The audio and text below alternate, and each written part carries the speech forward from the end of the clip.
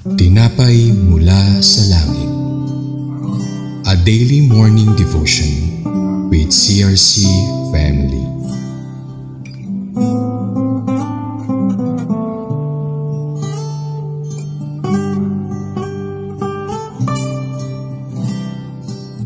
Isang magandang umaga po sa ating lahat mga kapatid. Ito po ang inyong lingkod, Pastor Ben Sulat ng CRC Antipolo Daughter Church. At ngayon po ay samahan po ninyo kami sa ating programang Tinapay Mula sa Langit, ang pang-araw-araw nating debosyon sa salita ng ating Panginoon. Ngayong po umaga ay matutunghayan natin ang salita ng Diyos sa Numbers chapter 25 verses 10 to 13. Ngunit bago po tayo magpatuloy, tayo po muna ay dumako sa maikling panalangin. Kabilang Diyos amang mga pangyarihan, maraming salamat sa napakagandang umagang ito na hindi pong inialay para sa amin. Dalangin ko po, Panginoon, na kami samahan ng Banal na Espiritu na mabuksan ang aming isipan at ang aming puso, Panginoon, ay maialay namin sa iyo. Kahit mapakinggan po namin sa iyo, Panginoon, ang iyong salita na naayon din sa iyong kalooban.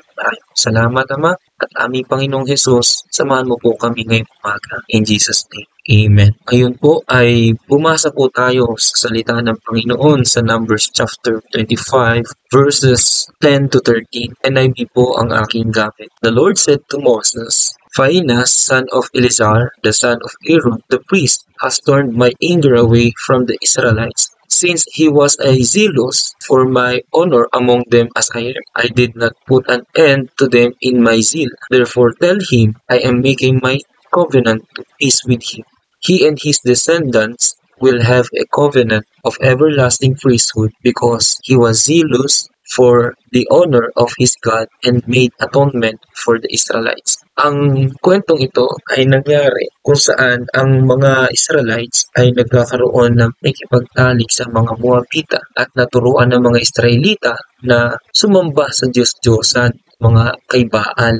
Nagalit ang Panginoon kasi pakikipagtalik ang mga Israelites sa mga Moabites. Kakaroon sila ng ibang idol, nagkakaroon sila ng iba't ibang Diyos. Dito nagalit ang Panginoong Jesus. Kaya inutos ng Panginoong Yahweh noong panahon na ito, patayin ang lahat ng mga Israelitang nagkakaroon ng relationship sa mga Moabitang babae. Dahil nalalagay sa kahihiyan ang pangalan ng Panginoon. Iniutos ito ng Panginoon kay Moises. At pumasok si Phinehas na sa kwento ay nung nakita niya at nakita ng buong pulungan kasama na ni Moises na may isang Israelita lalaki na nagsama na isang Moabita sa loob na karoon ng relasyon. At ang ginawa nito ni Phinehas ay pumasok sa tolda at sinibat niya, pinatay niya yung dalawa. Doon nalugod ang Panginoon.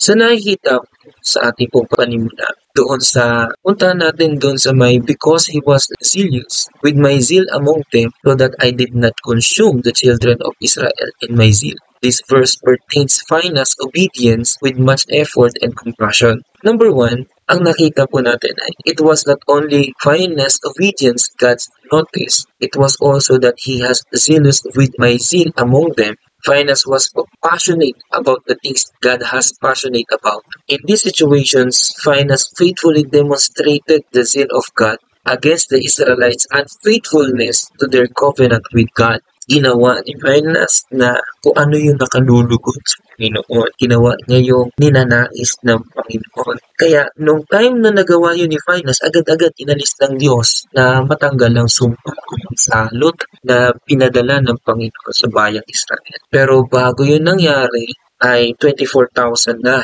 namatay ng mga Israelites doon sa salot na iyon.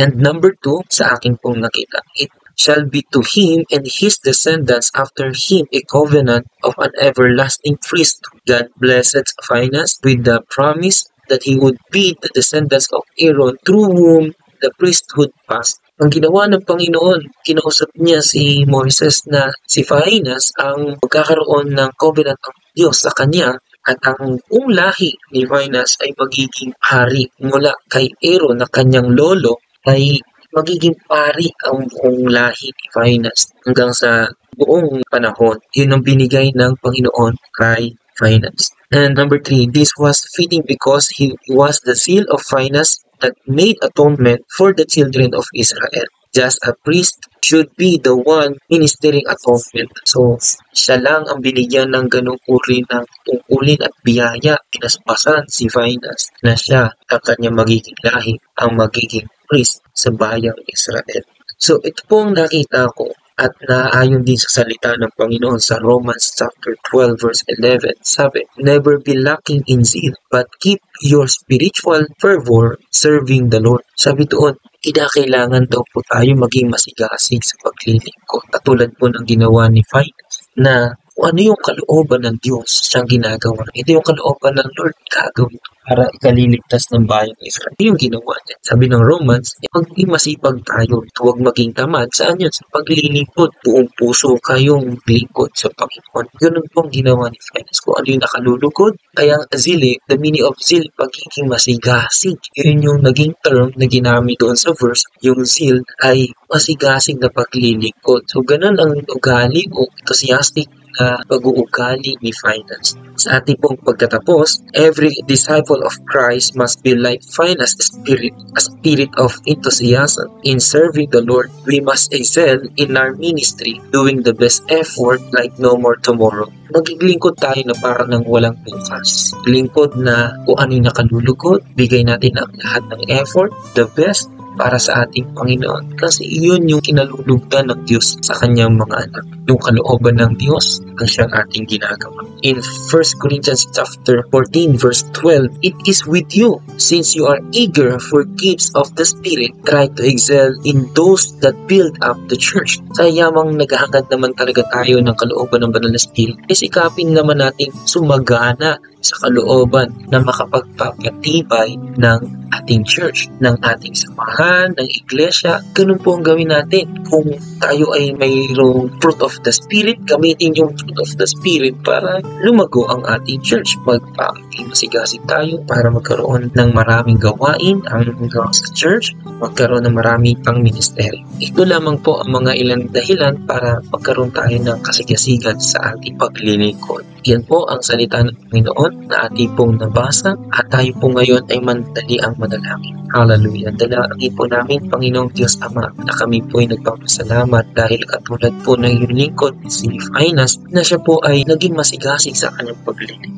Dalangin ko po, Panginoon, sa mga panahon po din namin ngayon, sa mga Kristiyano na naglilingkod po ay buong puso po, buong lakas, yun po yung sinabi, buong lakas, buong pag-iisip, buong espiritu namin dapat na ginagawa ang aming paglilingkod. Dahil ito po yung iyong kalooban sa amin. Pagpalain po ninyo, Panginoon, lahat ng aming paglilingkod, may nakakita man o walang nakakita, gawin po namin ito ng may buong katapatan. Dalangin ko po, Diyos, na lahat po ng mga nakikinig sa umagang ito ay maging bihaya, Panginoon, sa kanilang mga ginagawa.